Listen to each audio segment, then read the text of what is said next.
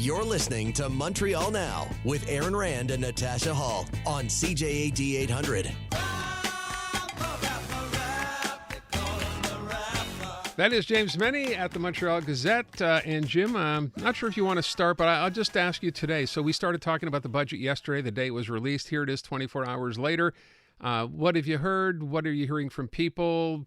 Because we asked people, and I haven't heard anybody say anything good yet, except for Maya Vodanovich, but of course she's on the city's executive committee. Well, yeah, I know. I heard her gallant defense yesterday on the show. But no, the thing is, let's face it. Once the initial, especially if you're a Montreal taxpayer, once the initial rage, once you stop looking at the world through a red mist, you realize you live in the city of Montreal, and there's remarkably little that you can do with it. And it has been made clear by this administration that this is their policy, that they're going to spend. And all the criticism, all the opprobrium will just be water off a duck's back for this administration. This is how they do business. The big question, as I said yesterday, I'll say again today, is how many people are just going to say, the hell with this, I'm getting out of here. How many businesses will say the same thing? Because now it's not a matter. This myth, this legend rather, because it did exist once, but this legend that, if it's not downtown, it's not around, is completely false. And there are scores of shopping centers, big shopping centers, shopping complexes with packed parking lots every weekend to prove that. And there are merchants downtown who are looking at the clock on the wall wondering how long it's going to be before it's game over. But this is where we are. So do I expect Valerie Plante to hold an emergency press conference saying, I was visited by three spirits last night and I've seen the light? No, I don't expect that to happen at all. Too bad. All right. Well, look, I know that, as we said, Friday is going to be an interesting day when we find out, at least as far as the OCPM is concerned, exactly what's going on. Because as we mentioned yesterday, for people who didn't hear, the Office of Public Consultation is getting a $400,000 bump. So they're going from a $2.9 million to a $3.3 million budget. And I don't know if you heard Jim Bass, who brought up something I thought really interesting. Do you know where their offices are, Jim? No idea. They're in the Cour Mont-Royal. So some of the most expensive downtown office space where they have basically set up shop. Again, it just leads you to wonder what's going on. Well, yeah. No, it's listen, if you're looking for logic in any of this, if you're looking for some kind of coherence, if you're looking for an economic plan, you've come to the wrong shop, sir. I'm very sorry. One of the really interesting things I found when we were talking to listeners earlier today was people saying about how it'll impact their family decisions, that they will actually, not have more babies because they simply won't be able to afford to. And another one saying that she's now pregnant with her second child and completely stressed out about how she's going to find a house with an extra bedroom that she can actually afford. I feel like this government doesn't take any of that into account at all. Well, to be fair, no government really does. And to be fair as well, let's give credit where credit is due. The economic hardship being faced by Montrealers, it's not limited to the city limits. It's everywhere. Inflation is everywhere. High taxes are everywhere. The presumption as well that, we can still be squeezed by governments, which is always out there, that's still there as well. And I can understand why poll after poll, and you'd think politicians would get it, but I think they've found a way. If they simply ignore it, they think it's going to disappear. But economic concerns are front and center for every single Canadian, every single Quebecer, every single Montrealer. I would respectfully submit every single one of our listeners. And yet, we don't really hear. I realize there are forces here that we can't control, but I think there are other forces that we can control. There is, of course, the tremendous fear that, if we cut taxes or we give you a break, we have to cut services. The STM was singing that opera all week. Mm-hmm. God forbid that we should lose, a nickel, because then we'll have to stop the metros at 11 o'clock. There's always going to be some excuse, but the fact is the excuses are ringing rather hollow these days, because we're at the point now, guys, where people are genuinely angry.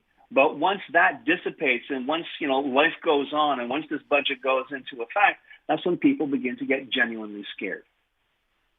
Yeah, and the question, of course, you arrive at that point and you wonder, to your original point, Jim, what happens next? I mean, we heard from people, and although we hear this from time to time, not just over budget, saying, I've had enough, I'm going to leave. But when it's about money, when it's about the fact you can't afford to pay your rent anymore, you start to wonder where are those people going and how much will this end up hurting much. It's kind of like shooting yourself in the foot to a degree, right? Absolutely. And I find a lot of city policy, and not just with this administration, but this has been going on for decades, the assumption, the presumption that, there is no other place than Montreal. That was once true, but it's not true anymore.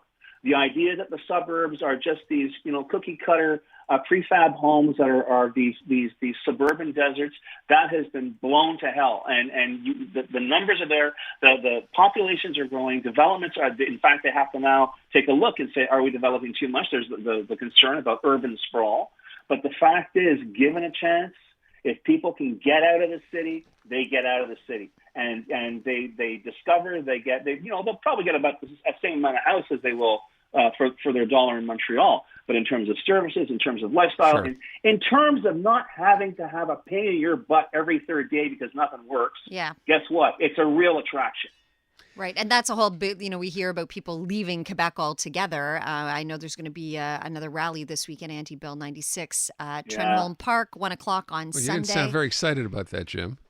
Well, listen, I understand that the rationale for this, and my hats off to Andrew Cadell and the Task Force on Linguistic Policy. I got to tell you, I kind of chuckled when I saw the parade route, if you will, which is deep in the heart of our Texas, Notre Dame, de Grasse, Côte de Neige, and it will end. Of course, the rallying will be at that that linguistic hotspot, Trenholm Park. So, this is, I think the real gauge of this, as always, will be how many people actually turn out.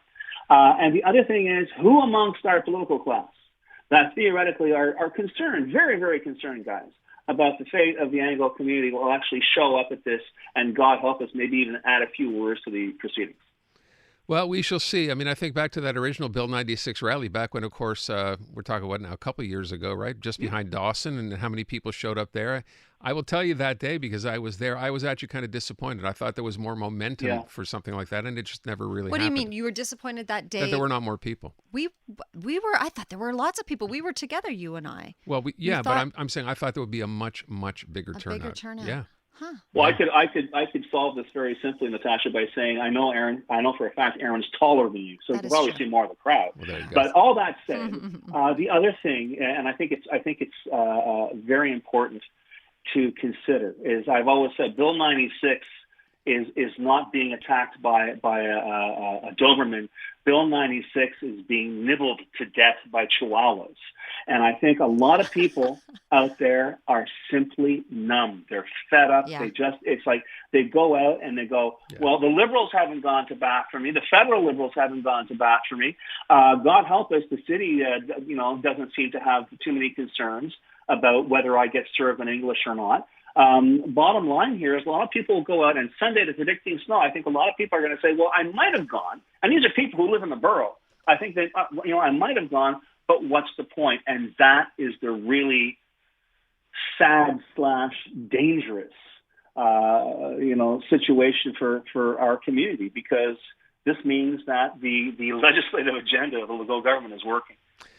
James MENNIE at the Montreal Gazette. By the way, Jim, I have your I Love Quebec #notwithstanding shirt. So next time we see each other. Super duper. Thank you so much. Yeah, you're welcome. By the way, question. Yeah, this limited edition shirt, I might as well mention it here. So we started off. Still have some left? Yeah, there were 300. We've sold 274. That leaves 26 shirts left to go. Not many. If you haven't already gotten one, you can go online while there's still some. Like I said, it's limited edition. HistoricAnglos.com is the website. You can order it there. They're $29. And this year, the sales are benefiting Montreal for the great job that they do helping people here, of course, who now need to use food banks. So historicanglos.com, I Love Quebec, #notwithstanding, that you can buy right now.